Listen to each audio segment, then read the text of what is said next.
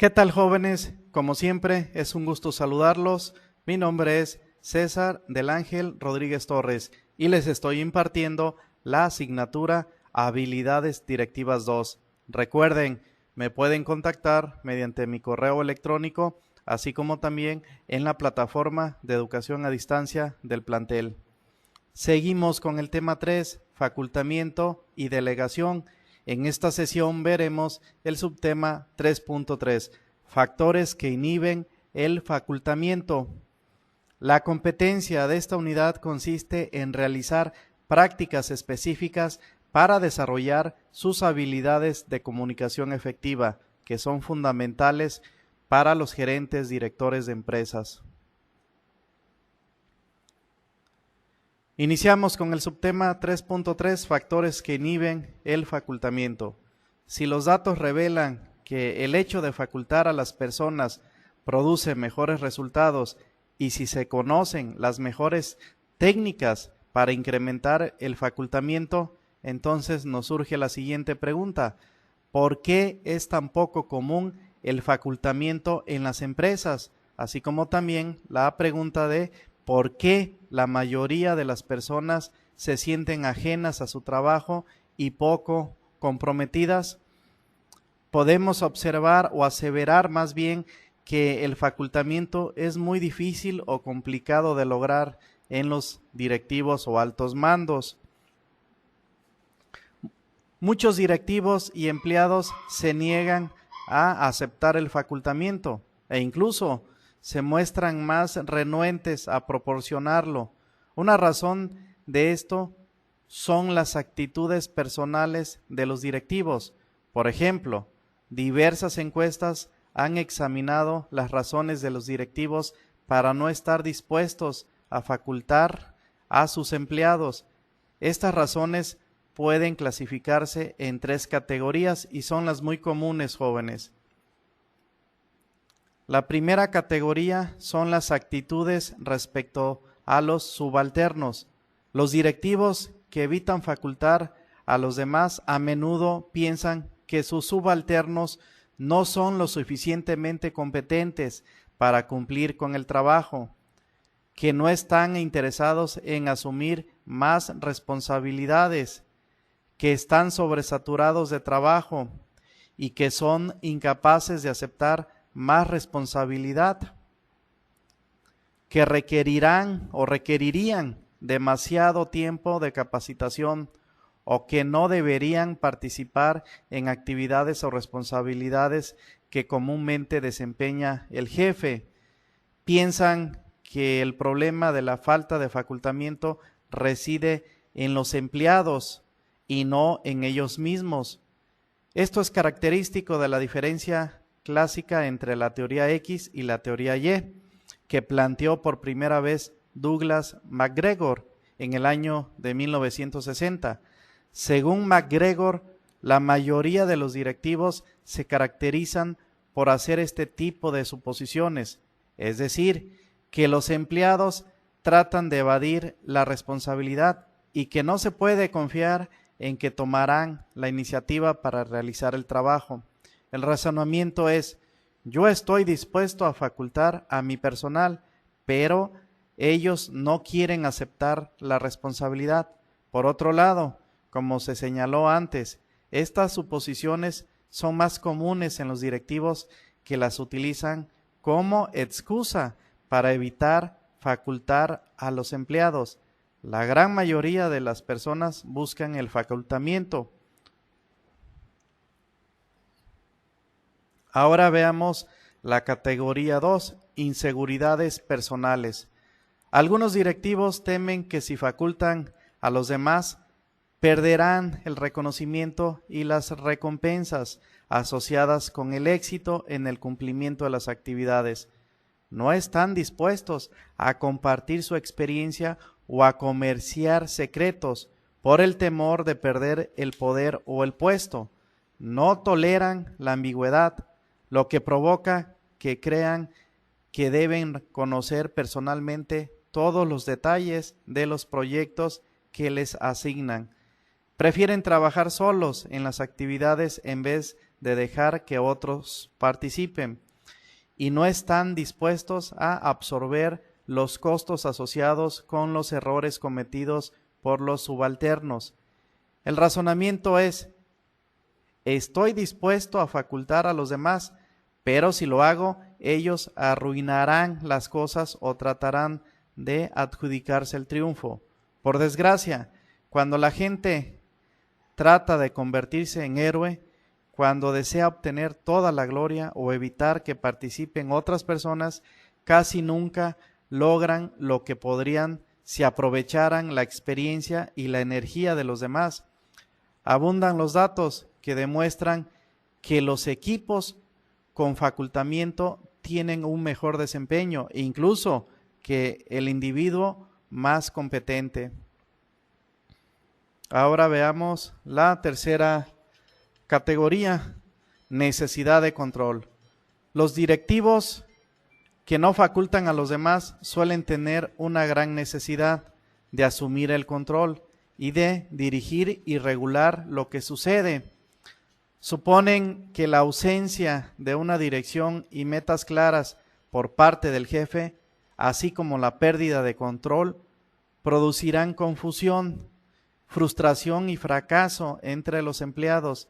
Sienten que la dirección de los superiores es obligatoria. Es más, a menudo ven resultados decepcionantes en las palabras de aliento.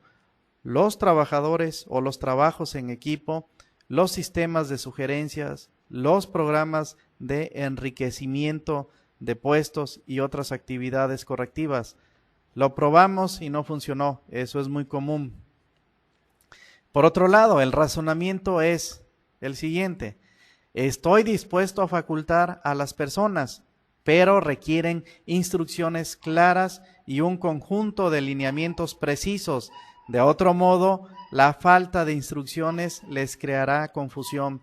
Aunque es verdad que las metas claras y las instrucciones específicas mejoran el desempeño, las metas fijadas por los propios individuos siempre motivan más que las metas establecidas por alguien más. Así, el personal mostrará un mejor desempeño si está facultado para establecer sus propias metas, en vez de que el directivo las imponga como un prerequisito del éxito.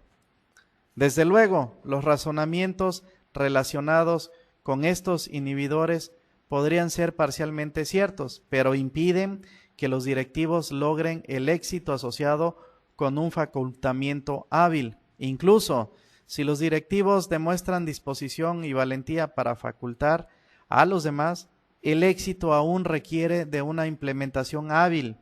De hecho, el facultamiento incompetente suele disminuir más que incrementar la eficacia de una organización y de sus empleados. Por ejemplo, se ha visto que un facultamiento incompetente, como otorgar a los empleados libertad sin instrucciones claras o sin recursos suficientes, provoca daños psicológicos entre los individuos o que en ocasiones se manifiesten como mayor depresión, mayor estrés, un desempeño menos eficiente y menor satisfacción laboral, menor estado de alerta e incluso una mayor tasa de mortalidad. Desde luego, estas consecuencias negativas no solo están relacionadas con un facultamiento incompetente. Sin embargo, se han observado en situaciones en las que el intento de facultamiento resultó ineficaz y poco hábil. Por ejemplo, cuando los directivos asociaron el facultamiento con comportamientos como simplemente soltar al personal, negarse a aclarar las expectativas, abdicar de la responsabilidad, carecer de reglas básicas o dar instrucciones ambiguas o incongruentes, ninguno de los cuales corresponde a un facultamiento hábil. Los resultados no solo fueron desalentadores, sino incluso dañinos. Ante las consecuencias psicológicas y fisiológicas negativas para los empleados de la falta de facultamiento o de un facultamiento incompetente, se ha calificado al facultamiento como un imperativo ético para los directivos. Es decir, es indispensable el facultamiento en los directivos, como se ha dicho o se ha visto anteriormente, porque si no lo hace un gerente o un directivo, se va a sobresaturar y va a dejar a un lado la esencia de lo que es un director, que es la gestión. Por último, veremos la diferencia entre poder y facultamiento. Facultar significa permitir, ayudar a las personas a desarrollar un sentimiento de confianza personal, ayudar a los demás a superar sentimientos de impotencia o indefensión y vigorizarlos para que emprendan acciones. Es decir, significa activar la motivación intrínseca para realizar una actividad. Los individuos que han recibido facultamiento no solo poseen los medios para lograr algo, sino que también tienen un concepto de sí mismos distinto del que tenían antes de recibir el facultamiento. El facultamiento difiere del mero hecho de otorgar poder a alguien. Al igual que el facultamiento, el poder connota la capacidad de hacer cosas, pero el poder y el facultamiento no son lo mismo, como se muestra en la siguiente tabla. Se comparan los conceptos de poder y facultamiento, destacando sus diferencias. Las personas pueden tener tanto poder como facultamiento. Sin embargo, aunque uno puede otorgar poder a alguien más, uno mismo debe aceptar el facultamiento, que es la clave a todo esto. Tú no puedes darme la facultad, solo puede propiciar las circunstancias para que yo me faculte a mí mismo.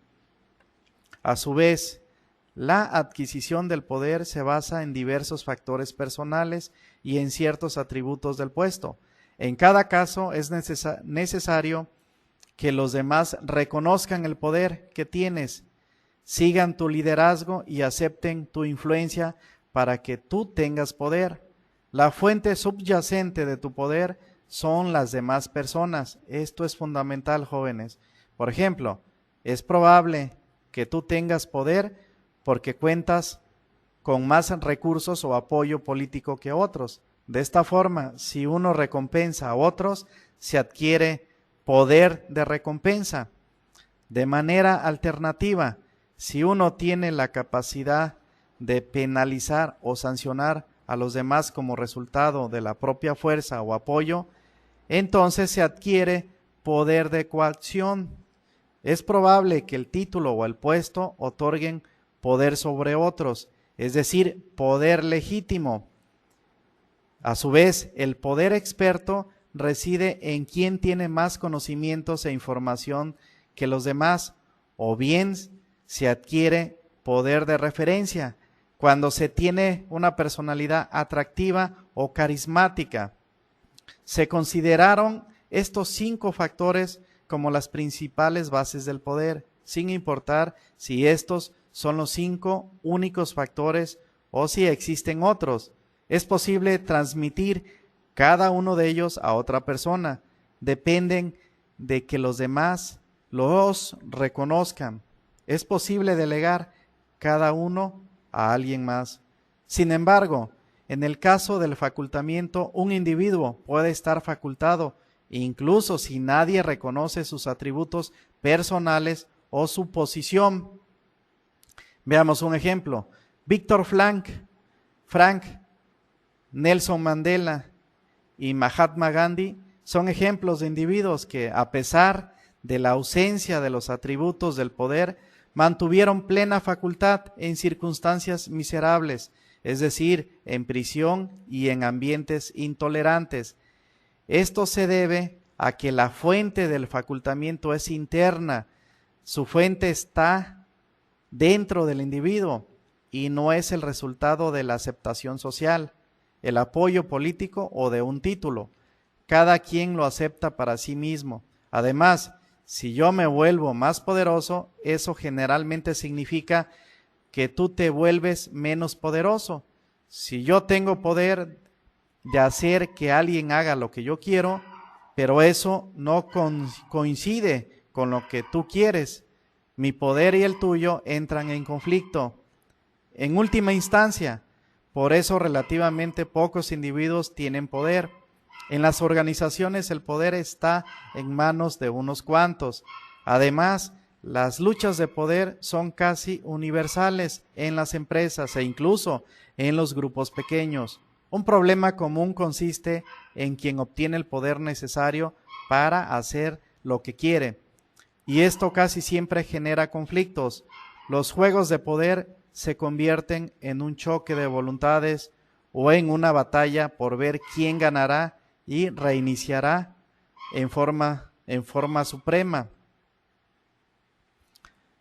Por otro lado, cualquier persona puede estar facultada sin afectar la posición o el estatus de los demás. Simplemente el facultamiento nos permite lograr lo que elegimos. De hecho, es más probable que el facultamiento genere cooperación y colaboración antes que conflictos, que es fundamental. Veamos a manera de resumen, jóvenes. El tema que hemos visto en estas 3 sesiones es sobre facultamiento. El facultamiento, como hemos visto, nos permite desarrollar sentimiento de confianza personal. También es importante recordarles que la capacidad de hacer cosas es diferente al poder, porque el poder se otorga, el facultamiento se debe aceptar, y además las diferencias entre poder y facultamiento son fundamentales. Las bases del facultamiento pues reside en la psicología, sociología y teología, como se vio anteriormente. También recuerden las 5 dimensiones del facultamiento, que es autoeficacia, autodeterminación, consecuencia personal, significado y confianza. También vimos lo que es el desarrollo del facultamiento, que estamos hablando de la articulación y visión y metas claras, fomentar experiencias de dominio personal, modelar, brindar apoyo, crear una actividad emocional, dar la información necesaria, ofrecer los recursos necesarios, hacer una conexión con los resultados y crear confianza. A su vez, también se vieron los 5 factores fundamentales para crear confianza. Y en esta sesión acabamos de ver los inhibidores. Son 3, y el primero de ellos es pensar que los subalternos no pueden. El segundo, inseguridades personales. Y 3, necesidad de control. Esperamos haya quedado claro, jóvenes, este tema. Para mayor información, por favor, consulten las siguientes referencias bibliográficas. Me despido, jóvenes, con la siguiente frase de Michael Jordan. Algunas personas quieren que algo ocurra, otras sueñan con que pasará, otras hacen que suceda. Estaré atento, jóvenes, a sus preguntas, a sus inquietudes referente a las actividades de aprendizaje del tema 3, facultamiento y delegación. También estaré atento al grupo de WhatsApp, así que estoy a la orden, jóvenes. Nos vemos en la próxima sesión. Hasta pronto, cuídense.